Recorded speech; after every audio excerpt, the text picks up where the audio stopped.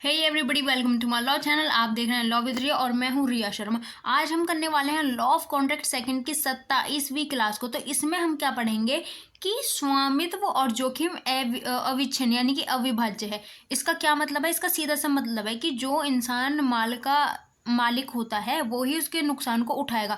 मतलब जिस फ़ोन से अभी मैं वीडियो बना रही हूँ, अब ये फ़ोन अगर गिर जाए, टूट जाए, तो इस फ़ोन की मालिक मैं हूँ, तो इसका नुकसान जो होगा वो भी मेरा ही होगा, उसकी भरपाई भी मैं ही करूँगी। तो इसका सीधा सा कहने का मतलब यही है कि जो मालिक होता है, जो स्वामी होता है, वही जोखिम यानी कि नुकसान को उठाता है। अब ऐसा तो नहीं है कि मेरा फ़ोन मुझसे गिरा, मुझसे टूटा और मैं घर आके आपसे कहूँ कि इसे ठीक करा के दो, ऐसा नहीं हो सकता ना। तो ये सिद्धांत यही बोलता है कि जो माल का मालिक है वही नुकसान उठाता है, यानी कि स्वामित्व का मतलब होता है ओनरशिप। ओनरशिप यानी कि मालिकाना हक। तो ये बोलता है कि स्वामित्व और जोखिम अविभाज्य है, यानी कि इन दोनों को अलग अलग नहीं किया जा सकता। जो स्वामी है, जो मालिक है, वो ही जोखिम को उठाएगा। ठीक है।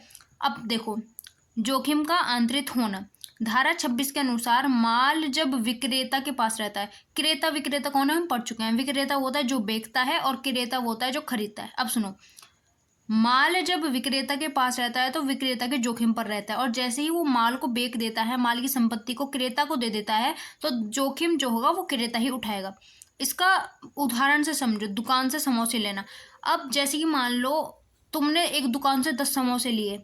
अब बेचने वाला हुआ विक्रेता, तो जिसने बेचे, जब उसने 10 समोसे आपको दिए तो उस टाइम पे वो समोसे ठीक थे। अब आप घर ले गए और आप सो गए, आपने रात को उठ के देखा, अरे समोसे, आपने देखा अरे यार ये खराब हो गई, तो उसमें गलती आप ही की है। आप दुकानदार से नहीं बोल सकते कि तूने मुझे खराब समोसे दे दिए।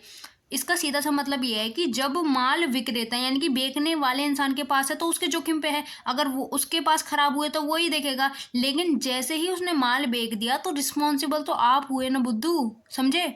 तो जोखिम का आंतरिक होने का मतलब यही है कि जब तक माल दुकानदार के पास है तो दुकानदार उसके लिए रिस्पॉन्सिबल होगा, और अगर दुकानदार ने तुम्हें बेच दिया, तुम्हारे पास है, तो उसके खराब होने के लिए तुम रिस्पॉन्सिबल हो। ठीक है।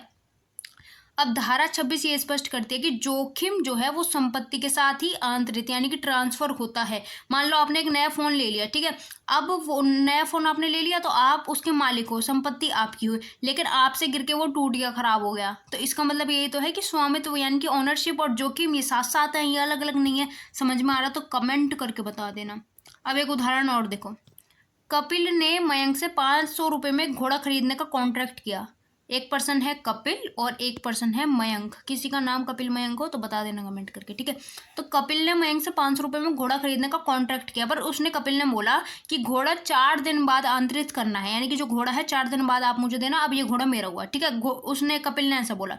अब क्या है कि घोड़ा जो है कपिल को डिलीवर करने से पहले ही उसी रात को मर गया। तो डिसाइड ये हुआ कि कपिल को घोड़े के 500 रुपये देने होंगे। क्यों? क्योंकि प्रस्तुत मामले में विशिष्ट माल अर्थात घोड़े की संपत्ति जो है उस टाइम पे आंतरिक यानी कि उसी टाइम पे डिलीवर हो गई थी जब संविदा की गई थी। यानी कि कपिल ने बोल दिया था ना कि ये घोड़ा 500 रुपये में मुझे दे दो भाई, इसे 4 दिन बाद डिलीवर करना। माना ऐसा गया कि जिस टाइम पे तुमने संविदा करी उसी टाइम पे घोड़ा तुम्हारा हो गया, वो तुम्हारे रिस्क पे था। अब वो मरा, कुछ भी हुआ तो उसके लिए तुम रिस्पॉन्सिबल हो, ठीक है। अब इस नियम के अपवाद देखो, सुनो। जहां मालिक एक वस्तु का मालिक हो सकता है लेकिन उस वस्तु के जोखिम को वो नहीं सहेगा, तो ऐसी कौन कौन सी कंडीशन है? पहला है बेलमेंट। जब कोई व्यक्ति किसी दूसरे व्यक्ति को अपनी वस्तु का उपयोग करने के लिए दे दे तो वो व्यक्ति ही उसके लिए लायबल होगा। मान लो कि आपके पास है आपकी बाइक, अब आपका दोस्त आके आपसे बोले भाई अपनी बाइक दे दे, और आपने अपने दोस्त को बाइक दे दी। अब अगर आपके दोस्त ने गिराई, ठोकी या फिर कुछ भी बाइक के साथ गलत किया, तो माल तो आपका है, लेकिन भरपाई कौन करेगा? सामने वाला। जोखिम किसका होगा? सामने वाला। एक बात है, उसकी लापरवाही के कारण हुआ हो, यानी कि वो तब उत्तरदायी होगा जब नुकसान उसकी लापरवाही के कारण हुआ हो। तो यहाँ पे ये समझ में आया कि माल आप ही का है लेकिन जोखिम आप नहीं उठा रहे, जोखिम सामने वाला उठाएगा। कब उठाएगा? जब उसने कोई चीज़ बेलमेंट पे ली हो, ठीक है। अगला पॉइंट है एजेंट।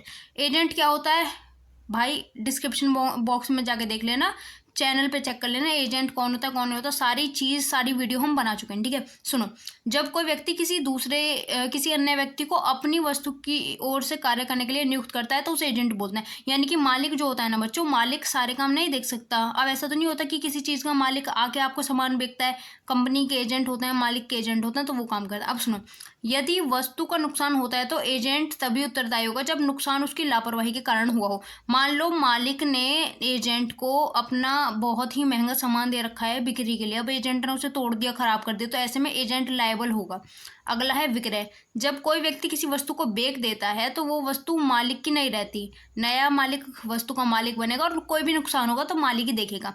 अगला है दान। जब कोई व्यक्ति किसी वस्तु का दान कर देता है तो वो वस्तु का मालिक नहीं रहता, दान प्राप्त करने वाला व्यक्ति वस्तु का मालिक बनेगा और कोई भी नुकसान होगा तो वो ही पर्सन देखेगा। So thanks for watching. जय हिंद जय भारत। समझ में आया हो तो कमेंट करके जरूर बताएं। Thank you.